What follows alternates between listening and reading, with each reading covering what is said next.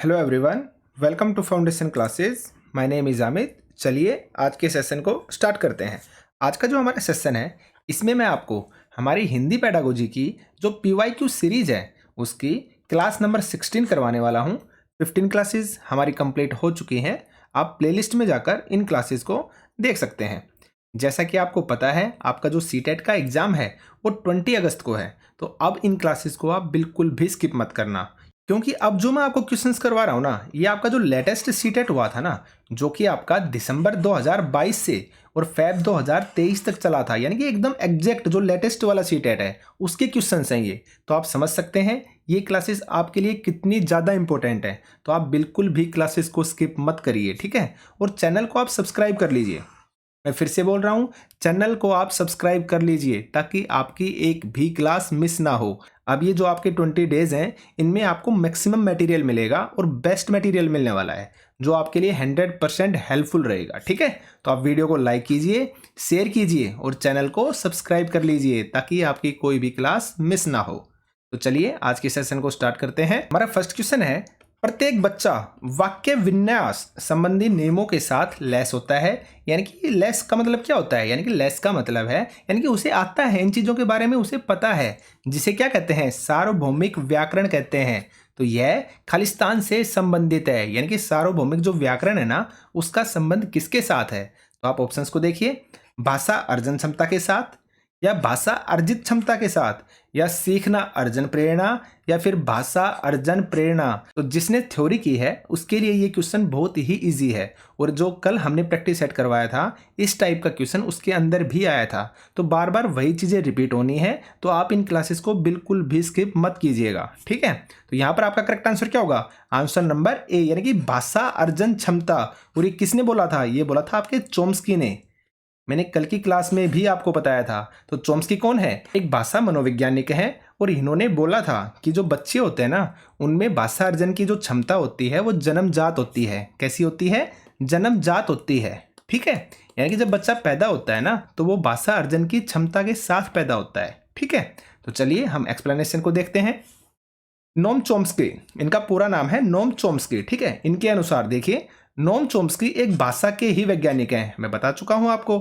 Chomsky के अनुसार बच्चों में भाषा सीखने की जो क्षमता है वो जन्मजात होती है, यानी कि बच्चे भाषा सीखने की क्षमता के साथ पैदा होते हैं। इनका मानना है कि बच्चे अपने आसपास के लोगों से जब भाषा सुनते हैं तो उनके दिमाग में भाषा अर्जन का एक यंत्र होता है। मोस्ट इंपोर्टेंट है भाई, याद रखना आप, उनके दिमाग में भाषा अर्जन का एक यंत्र होता है जो भाषा को अपने अंदर भर लेता है, जिसे कहा जाता है सहज भाषा अर्जन, ठीक है। याद रखना आप, क्या होता है, सहज भाषा अर्जन। आगे देखते हैं। चोम्स्की के अनुसार बच्चों के दिमाग में क्या होता है, भाषा अर्जन यंत्र होता है, हमने बता दिया है।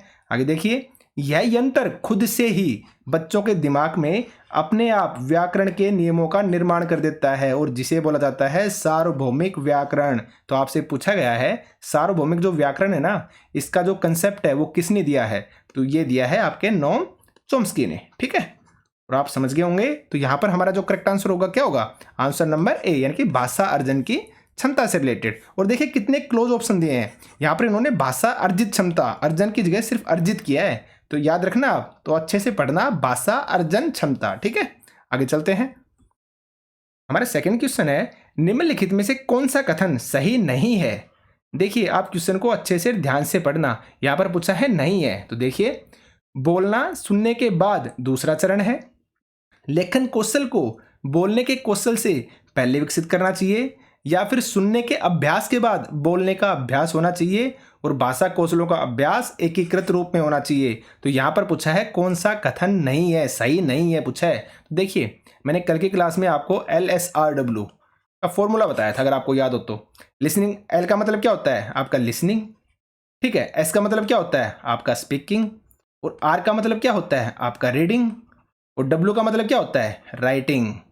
अगर हम हिंदी में देखें यानी कि आपका सुनना, और सुनने के बाद क्या आएगा आपका बोलना, और उसके बाद आएगा आपका पढ़ना, और देन उसके बाद आएगा आपका लिखना, ठीक है। ये चीज़ मैंने बताई थी, मैंने बताया था अगर आपको भाषा सीखनी है तो आप इस क्रम में सीखेंगे, ठीक है। तो अब देखिए आप ऑप्शंस को, बोलना सुनने के बाद दूसरा चरण है, तो देखिए सुनने के बाद सेकंड चरण है ना बोलना, तो ये तो बात आपकी सही है। आगे देखिए, लेखन कौशल को बोलने के कौशल से पहले विकसित करना चाहिए, ये गलत है आपका, क्योंकि नॉर्मल सी बात है, जो लिखना कौशल है ना वो तो सबसे लास्ट में है, तो ये आपका गलत हो गया ना, तो यही हो जाएगा आपका करेक्ट आंसर। फिर भी हम ऑप्शंस को देखते हैं। सुनने के अभ्यास के बाद बोलने का अभ्यास होना चाहिए। देखिए आप सुनने के बाद ही बोलना आ रहा है, ये तो सही हो गया ये भी आपका। आगे देखिए, भाषा कौशलों का जो अभ्यास है ना वो एकीकृत यानी कि इंटीग्रेटेड तरीके से होना चाहिए, ये भी आपका सही है। ठीक है, तो करेक्ट आंसर क्या होगा? Answer number B. आगे चलते हैं। देखिए एक्सप्लेनेशन को, मैंने बताया ना भाषाई कौशल कितने होते हैं आपके? 4 होते हैं, यानी कि सुनना लिसनिंग, बोलना स्पीकिंग, पढ़ना यानी कि रीडिंग, और लिखना यानी कि राइटिंग, और मैंने तरीका बताया था LSRW। ठीक है, तो देखिए मैंने 2 स्टेटमेंट और बताई थी कि आप इनको 100% याद रखना। फ्रोबेल के अनुसार भाषा का क्रम क्या है आपका? LSRW, यानी कि पहले सुनना आएगा, फिर बोलना, फिर पढ़ना, और फिर आपका लिखना, यानी कि सेम टू सेम LSRW। लेकिन अगर मारिया मॉन्टेसरी के अनुसार पूछा जाए ना तो आपका चेंज हो जाएगा, तब आपका होगा LSWR। तो ये दोनों स्टेटमेंट आपको 100% याद रखनी है, आपसे पूछी जा सकती है। ठीक है, LSWR का मतलब आप समझ गए, पहले सुनना, फिर बोलना, उसके बाद फिर लिखना, और लास्ट में आएगा पढ़ना। तो सिर्फ ये इन दोनों के अंदर चेंजमेंट है। ठीक है, याद रखना आप। आगे चलते हैं। जब बच्चे घर और समुदाय से अलग अलग भाषा अनुभवों के साथ विद्यालय में प्रवेश लेते हैं तो शिक्षक को क्या करना चाहिए? देखिए सबसे पहले आपका उनकी गृह भाषा की उपेक्षा करनी चाहिए। उपेक्षा का मतलब होता है अपमान करना। तो आप खुद बताइए, क्या एक टीचर को अपमान करना चाहिए? नहीं करना चाहिए ना, तो ये तो आपका गलत है। आगे देखिए, अनुदेशन की भाषा पर ध्यान केंद्रित करना चाहिए। अनुदेशन की भाषा का मतलब हो गया वो भाषा जो टीचर सिखाना चाहता है, सिर्फ और सिर्फ उस पर ही फोकस करना चाहिए, तो ये भी आपका गलत हो गया। आगे देखिए, उनकी गृह भाषा का प्रयोग करना चाहिए। हाँ, ये आपका सही हो सकता है। फिर भी मैंने आपको बताया ना, हमेशा हमें बेस्ट आंसर चुनना है, इसलिए आप सभी ऑप्शंस को 100% पढ़ा करो। ठीक है, आगे देखिए, उनसे विद्यालय में घर की भाषा का प्रयोग नहीं करने के लिए कहना चाहिए। गलत है भाई, आपका करेक्ट आंसर क्या होगा? आंसर नंबर सी, क्योंकि हम बात करते हैं बहुभाषिकता की, मल्टीलिंग्वलिज्म की, और उसमें क्या कहा गया है? अगर आप बच्चे की भाषा को सम्मान दीजिए, बच्चे को सिखाइए, बच्चे की जो भाषा है ना उसका यूज बच्चे करना चाहिए क्लास में आने के बाद, आप उसे रोकिए मत, उसका अपमान मत कीजिए। ठीक है, तो यहां पर हमारा करेक्ट आंसर क्या होगा? Answer number C. आगे चलते हैं। बच्चों को प्रभावी संप्रेषणकर्ता बनाने के लिए एक शिक्षक को निम्नलिखित में से किसका अभ्यास उनके साथ नहीं करना चाहिए? देखिए नहीं पूछा है, आप कंसंट्रेट करना इन चीजों के ऊपर। ठीक है, अब देखिए संप्रेषणकर्ता का मतलब क्या होता है, मैंने आपको बताया था, यानी कि प्रभावी संप्रेषणकर्ता, यानी कि कम्युनिकेशन, यानी कि आपको बच्चों को ऐसा बनाना है ताकि वो एक अच्छे तरीके से बेस्ट तरीके से कम्युनिकेशन कर सकें। और कम्युनिकेशन का मतलब क्या होता है? जब आप अपनी बात दूसरों से कहते हैं और दूसरों की बात खुद भी बहुत ही अच्छे तरीके से समझ पाते हैं। ठीक है, तो यानी कि आप प्रभावी संप्रेषणकर्ता बनाना चाहते हैं बच्चों को, तो आप क्या नहीं करेंगे? तो देखिए, आप भाषा के साथ खेलना, हाँ ये तो आपका सही है भाई। भाषा के साथ खेलने का मतलब यहाँ पर ये है, अगर आप बच्चे को ज़्यादा से ज़्यादा क्या करेंगे? यूज करने के अवसर देंगे, ताकि बच्चा ज़्यादा से ज़्यादा क्या करे? भाषा का यूज करे, उसे अवसर मिलने चाहिए, तभी तो भाषा सीखेगा ना। भाषा का उत्पादन, ये भी आपका सही है भाई, नॉर्मल सी बात है, हम भाषा तो सिखाना चाहते ही हैं, तो बच्चा नई नई भाषा बोलेगा ना, तो ये तो अच्छी बात है। आगे देखिए, ज्ञान का निर्माण एवं उसे साझा करना, ये भी आपका सही है। आगे देखिए, बेहतर प्रदर्शन हेतु भूमिका निर्वाह, यानी कि रोल प्ले के लिए संवादों को याद करना, ये गलत है आपका भाई। संवादों को याद नहीं करवाना। संवादों को याद करवाने का मतलब तो ये हो गया, आपने एक स्क्रिप्ट लिख के दे दी बच्चे को, ठीक है, और बच्चे ने क्या किया? उसको रट लिया, तो इससे कोई भाषा का विकास थोड़ी ना हुआ, ये तो रटने वाली चीजें हो गई, तो ये आपका क्या हो जाएगा? गलत। ठीक है, और यहां पर यही पूछा था, नहीं पूछा था। ठीक है, तो करेक्ट आंसर क्या होगा आपका? आंसर नंबर डी, यानी कि ये नहीं होना चाहिए। आगे देखिए, निम्नलिखित में से कौन सा कथन सही है? देखिए, अंग्रेजी कक्षा में आने वाले बच्चे साफ स्लेट की तरह होते हैं। गलत है भाई। आगे देखते हैं, कक्षा 1 में बच्चे अंग्रेजी बिल्कुल भी नहीं जानते, ये भी आपका गलत है। आगे देखते हैं, बच्चे अपने अनुभवों की पूंजी के साथ विद्यालय में आते हैं, ये आपका 100% करेक्ट है भाई। ठीक है, आगे देखिए, शिक्षार्थियों का अनुभव उनके सीखने में सहयोग नहीं करता, ये भी आपका क्या हो जाएगा? गलत हो जाएगा। करेक्ट आंसर क्या है? Answer number C. देखिए, आप प्रैक्टिकल एग्जांपल से समझिए, जब आप स्कूल में जाते हैं ना, कोई गवर्नमेंट स्कूल है, तो वहां पर भी आजकल लिखा होता है, या आजकल क्या पहले से ही लिखा होता है, शिक्षार्थ आइए, शिक्षार्थ आइए और सेवार्थ जाइए।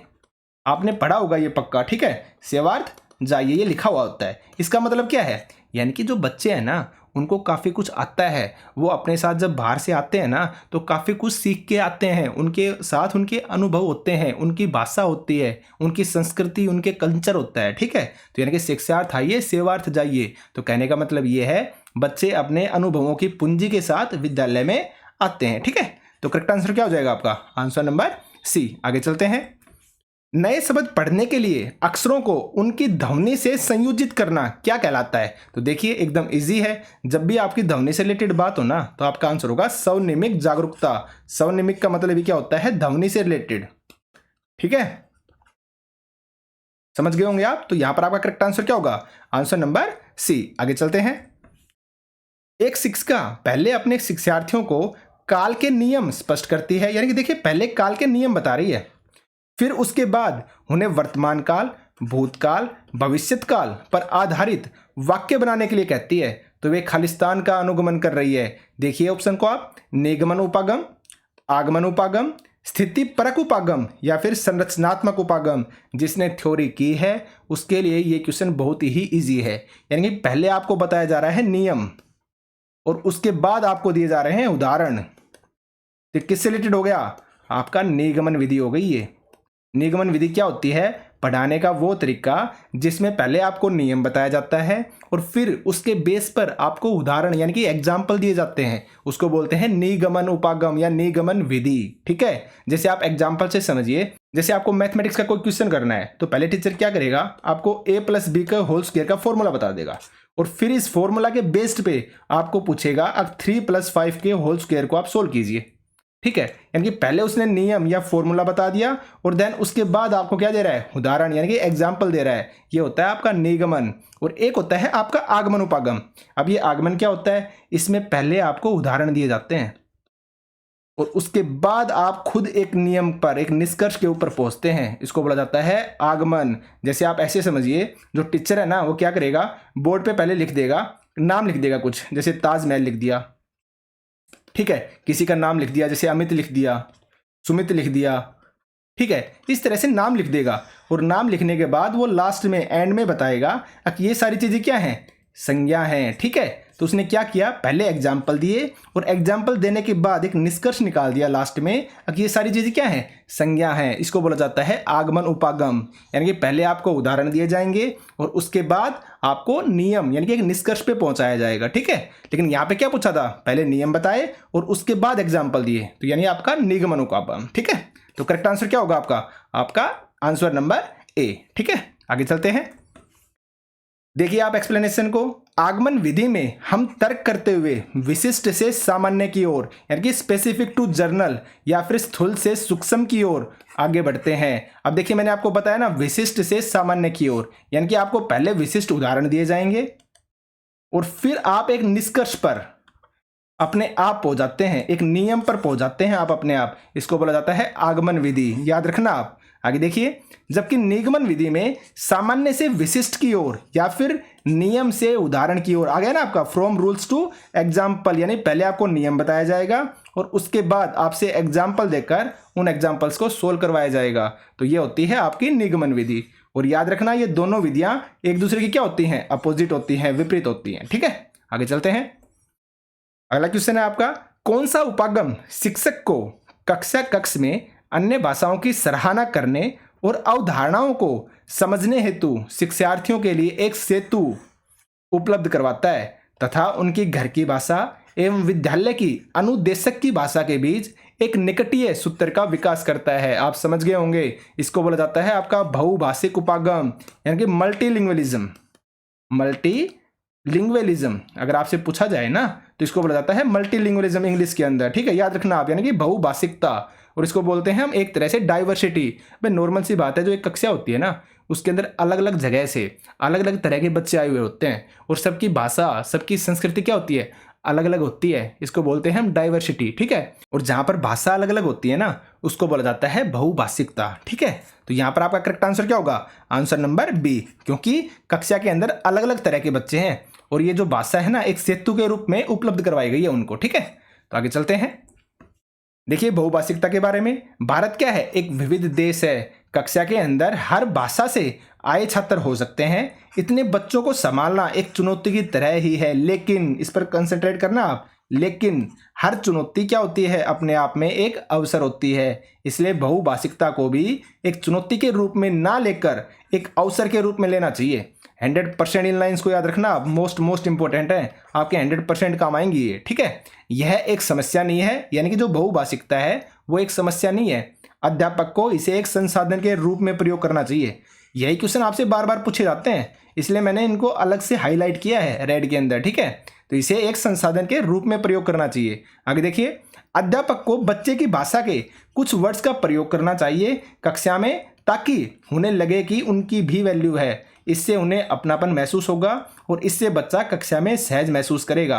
आप एक एग्जाम्पल से समझिए, जैसे आप ये मानिए आपकी क्लास के अंदर है ना 2 बच्चे किसी अलग जगह से आए हैं। अलग जगह का मतलब ये हो गया, आप ये मानिए आप वो तमिलनाडु से आए हैं या किसी नॉर्थ ईस्ट वाले एरिया से आए हैं, तो उनकी भाषा अलग होगी, नॉर्मल सी बात है। तो जब एक अध्यापक कक्षा के अंदर उनकी भाषा के वर्ड यूज़ करेगा ना, तो बच्चों को अच्छा लगेगा, वो सहज महसूस करेंगे, उनको लगेगा कि उनकी भाषा की भी वैल्यू है। और नॉर्मल सी बात है, जब अपनी भाषा में उन्हें चीज़ें समझ में आएंगी तो वैसे ही वो ज़्यादा खुश होंगे, ठीक है। तो ये बताया गया है बहुभाषिकता के अंदर एक टीचर को इस तरीके से क्लास को हैंडल करना चाहिए, ठीक है।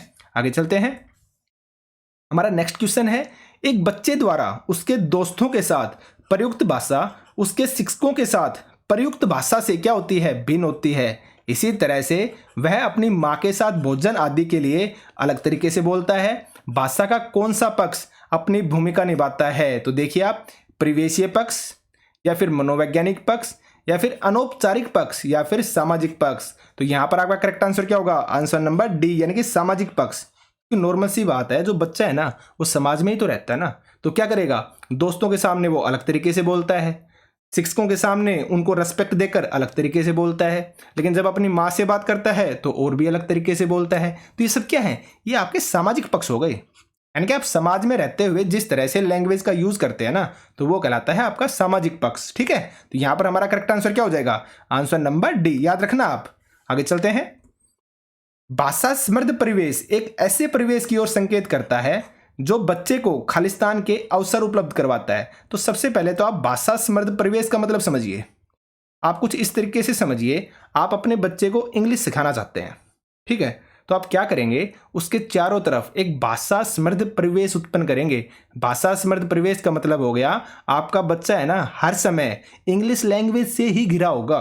भाई नॉर्मल सी बात है, वो टीवी में कुछ देख रहा है तो वो इंग्लिश में चल रहा है, आप बच्चे से बात कर रहे हैं तो इंग्लिश में बात कर रहे हैं, स्कूल में बच्चा जा रहा है तो वहाँ पे उससे इंग्लिश में बात की जा रही है, बच्चा अगर मैगजीन पढ़ रहा है तो वो इंग्लिश में है। यानी कि बच्चे के चारों तरफ आप एक भाषा समृद्ध परिवेश बना रहे हैं, यानी कि उसको उस भाषा के अलावा और कुछ दिखाई ही नहीं दे रहा है, बच्चा उसी भाषा को बार बार प्रयोग कर रहा है। तो इसको बोला जाता है भाषा समृद्ध परिवेश। याद रखना आप, जो मैं बोल रहा हूँ ना ये मोस्ट इंपॉर्टेंट है, तो आप साइड में अलग से नोट्स बना सकते हैं, ठीक है। तो देखिए अब ऑप्शंस को, देखने, ध्यान देने और भाषा प्रयोग करने से संबंधित है, भाषा हाथ से उभरने के लिए है, या फिर उन वाक्यों का निर्माण करने के जो उसने पहले कभी नहीं सुने, या फिर कक्षा से परे जाकर सीखने से है। तो आप समझ गए होंगे यहाँ पर आपका करेक्ट आंसर क्या होगा? आंसर नंबर ए, यानी कि आप देख भी वही चीज रहे हैं जो भाषा समृद्ध परिवेश से है, ध्यान भी उन्हीं चीजों पर दे रहे हैं जो आपको सीखना है, और उसी भाषा का क्या कर रहे हैं, आप प्रयोग भी कर रहे हैं।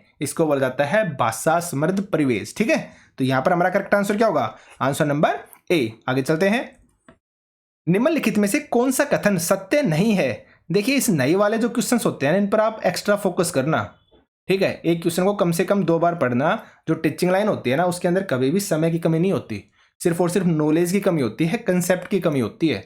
तो आप याद रखना एक क्वेश्चन को कम से कम 2 बार पढ़ना, ताकि आते हुए क्वेश्चन को आप गलत ना करें, ठीक है। तो देखिए आप, सत्य नहीं है पूछा है, तो देखते हैं। आकलन यानी कि असेसमेंट, हमने थ्योरी क्लासेस के अंदर पढ़ा था ये। तो आकलन बच्चे की खूबियों, आवश्यकताओं, रुचियों और जो प्राथमिकताएं होती है ना उनकी पहचान करने में मदद करता है। ये बात एकदम करेक्ट है भाई।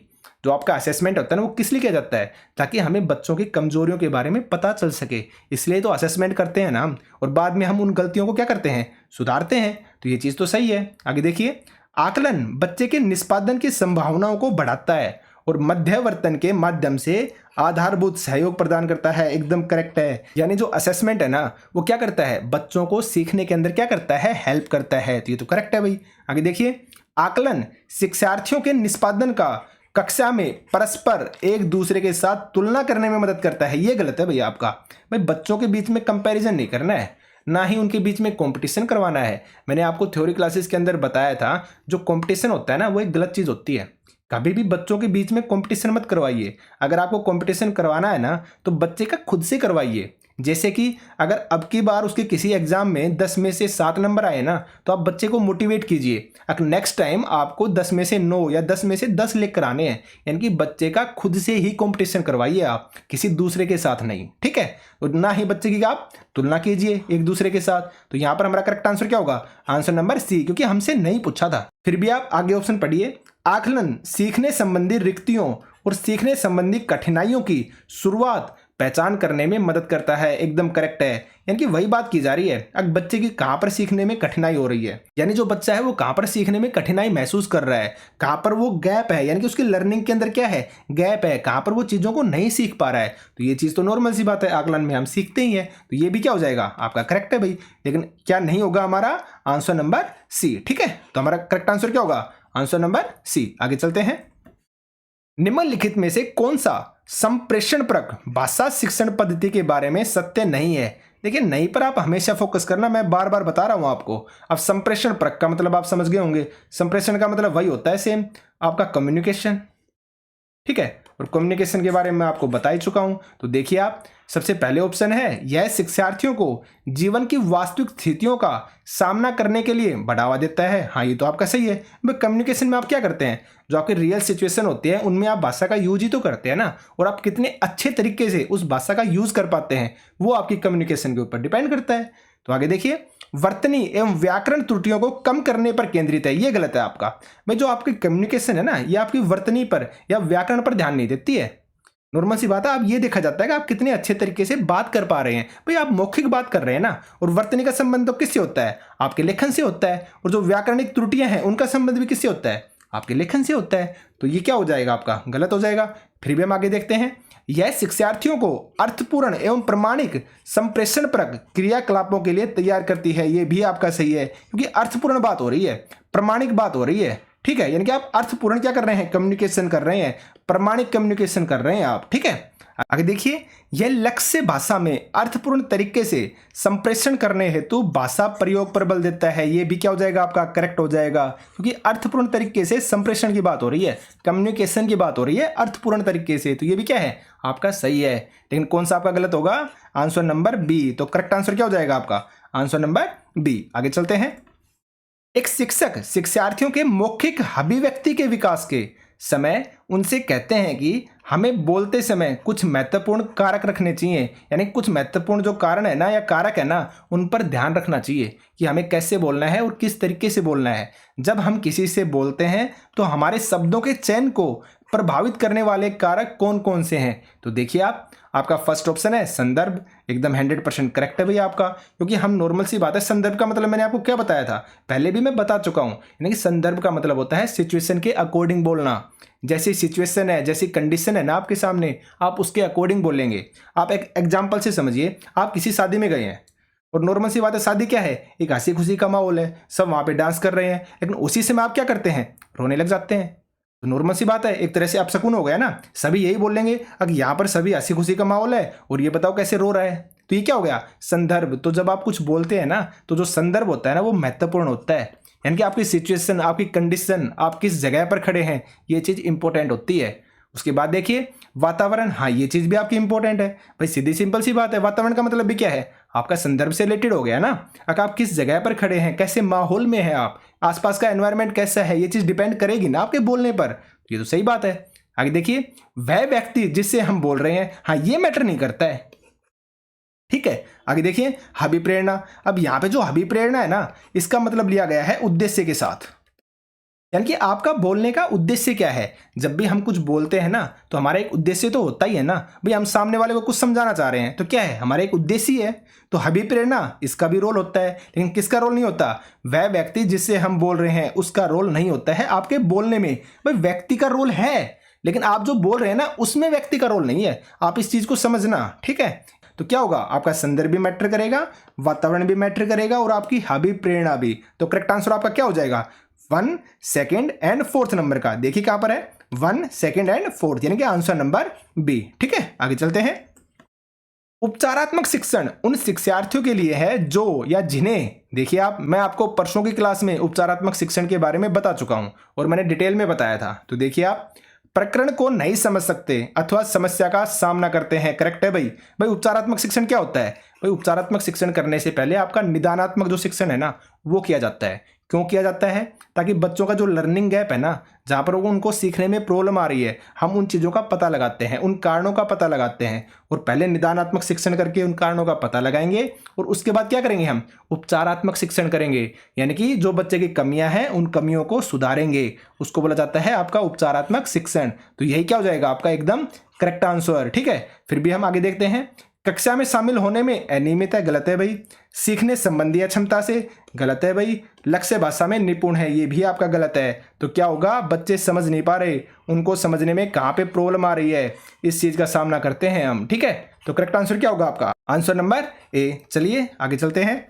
देखिए आप एक्सप्लेनेशन को मैंने उस दिन भी समझाया था आपको। निदानात्मक परीक्षण क्या होता है, देखिए मैंने एक एग्जाम्पल लिया है। जिस प्रकार एक डॉक्टर पहले रोग के कारणों का पता लगाता है, उसके बाद रोग का इलाज करता है, उसी तरह से एक शिक्षक पहले बच्चों की समस्याओं का पता लगाता है और उसके बाद उसका समाधान करता है। इसलिए जो निदान है ना, निदान का शाब्दिक अर्थ होता है छात्रों की समस्याओं या कारणों का पता लगाना, यानी कि शिक्षक यह पता लगाता है कि बच्चों को सीखने में कहाँ पर क्या आ रही है, समस्या आ रही है। मोस्ट इंपॉर्टेंट है भाई, याद रखना। अगर निदानात्मक परीक्षण की क्या दे रखी है, यहाँ पे डेफिनेशन दे रखी है। अगर छात्रों की समस्याओं या कारणों का पता लगाने के लिए जिन तरीकों का शिक्षक यूज करते हैं वो आपके निदानात्मक परीक्षण कहलाते हैं। ठीक है, आगे देखिए। शिक्षक विभिन्न तरीकों यानी कि मल्टीपल रिसोर्सेज का प्रयोग करके समस्या का पता लगाते हैं, मैं बता चुका हूं आपको। ठीक है, आगे चलते हैं। देखिए, समस्याओं कारणों का पता लगाने के बाद जैसे और जितनी जरूरत होती है ना उसे के अनुसार इसका समाधान किया जाता है। अब आप पूछेंगे कि जैसे और जितनी जरूरत का मतलब क्या है। देखिए नॉर्मल सी बात है, आपने क्लास के अंदर पूरा एक चैप्टर पढ़ाया, ठीक है, मैं आपको एक एग्जांपल से समझा रहा हूं। आपने क्लास के अंदर कंप्लीट एक चैप्टर पढ़ाया और कितने बच्चों को, आप ये मानिए मैक्सिमम सभी बच्चों को समझ में आ गया। क्लास में सिर्फ 2 बच्चे ऐसे हैं जिनको समझ नहीं आया। क्लास में 40 बच्चे थे, सभी को समझ में आ गया, लेकिन सिर्फ और सिर्फ 2 बच्चों को समझ में नहीं आया। तो आप ऐसा तो करेंगे नहीं, आप उन 2 बच्चों के लिए उस चैप्टर को दोबारा पढ़ाएंगे। आप क्या करेंगे, सिर्फ और सिर्फ उन 2 बच्चों को अलग से समझा देंगे। ठीक है, तो इसको बोला जाता है जैसे और जितनी जरूरत होती है ना उसी के अनुसार समाधान किया जाएगा। ये होता है आपका उपचारात्मक शिक्षण। तो देखिए, इस समाधान करने को क्या बोला जाता है, उपचारात्मक शिक्षण बोला जाता है। जो मैंने बताया ना, जैसे और जितनी जरूरत होती है उसी के अनुसार समाधान करना, यह कहलाता है आपका उपचारात्मक शिक्षण। फिर भी आप डेफिनेशन देख लीजिए। जब शिक्षक छात्रों के सीखने में होने वाली विभिन्न समस्याओं, कारणों और कमजोरियों का पता लगाकर उनका जैसे जरूरत होती है ना वैसा ही समाधान करता है, तो इस समाधान करने को बोला जाता है आपका उपचारात्मक शिक्षण। ठीक है, आगे चलते हैं। नेक्स्ट क्वेश्चन है आपका, अगर आपकी कक्षा में एक शिक्षार्थी दृष्टिबाधित दिव्यांग है, दृष्टिबाधित का मतलब क्या हो गया, यानी कि बच्चा है ना वो विजुअल इंपेयरमेंट है। विजुअल इंपेयरमेंट यानी कि बच्चे को अच्छे से दिख नहीं सकता, यानी कि जो बच्चा है ना वो अच्छे से देख नहीं सकता, उसे कम दिखाई देता है या पार्शियली दिखाई देता है। तो ऐसी सिचुएशन में जो भाषा शिक्षक है ना वो क्या करेगा, तो देखिए आप बच्चे का काम करते हुए उसे सहयोग प्रदान करेंगे। गलत है भाई, आगे देखते हैं। पाठ्य वस्तु को सुनने और पढ़ने के लिए ब्रेल किताब और श्रव्य सहायता उपलब्ध करवाएंगे, ये आपका हो सकता है। आगे चलते हैं। उनकी मदद करने के लिए समवयस्क समूह को अधिकतम अवसर देंगे। गलत है भाई, ये भी नहीं हो सकता आपका। आगे देखिए। उसके काम को पूरा करने के लिए उसके माता पिता की जिम्मेदारी निर्धारित की जाएगी, ये भी आपका गलत है। आपका करेक्ट आंसर क्या होगा, आंसर नंबर बी, यानी कि पाठ्य पुस्तक को सुनने और पढ़ने के लिए ब्रेल किताब और श्रव्य सहायता उपलब्ध करवाएंगे आप। देखिए, आप हमेशा इस चीज को माइंड में याद रखना, जो हर बच्चा है ना सभी बच्चे को साथ लेकर चलना है और किसी भी बच्चे को अलग से स्पेशल ट्रीटमेंट नहीं देना। क्यों, क्योंकि हमें बच्चे को फील नहीं करवाना है कि उनके अंदर कमियां हैं। अगर आप किसी बच्चे को स्पेशल ट्रीटमेंट दे रहे हैं, भाई नॉर्मल सी बात है, यहाँ पे दृष्टिबाधित बच्चा है, अगर आप उसे स्पेशल ट्रीटमेंट देंगे ना, आप उसकी हर चीज़ में सहायता करेंगे ना, तो बच्चे को अच्छा फील नहीं होगा। उसे खुद लगने लगेगा भाई मेरे अंदर कमी है, इसलिए टीचर मेरी बार बार हेल्प करते हैं। तो आप बच्चे को क्या बनाएंगे, आत्मनिर्भर बनाएंगे। तो इसलिए आप क्या करेंगे, ऐसे ऑप्शन को चूज करेंगे जो उस बच्चे के लिए बेस्ट होगा। तो इसलिए हमारा बेस्ट आंसर क्या है, पाठ्य वस्तु को सुनने और पढ़ने के लिए ब्रेल किताब और श्रव्य सहायता आप उपलब्ध करवाएंगे। ठीक है, तो यानी करेक्ट आंसर क्या होगा आपका, आंसर नंबर बी। तो ये आपके 15 क्वेश्चंस थे और ये आपके लेटेस्ट सीटेट वाले हैं, तो इनको आप बिल्कुल भी स्किप मत करना। आपको इसी टाइप के क्वेश्चन 100% मिलने हैं। तो एक भी क्लास को आप मिस मत कीजिए और चैनल को सब्सक्राइब कर लीजिए ताकि आपकी कोई भी क्लास मिस ना हो। जब भी मैं क्लास डालूं आपके पास नोटिफिकेशन पहुंच सके। ठीक है, तो आज के सेशन में सिर्फ इतना ही था। Thank you.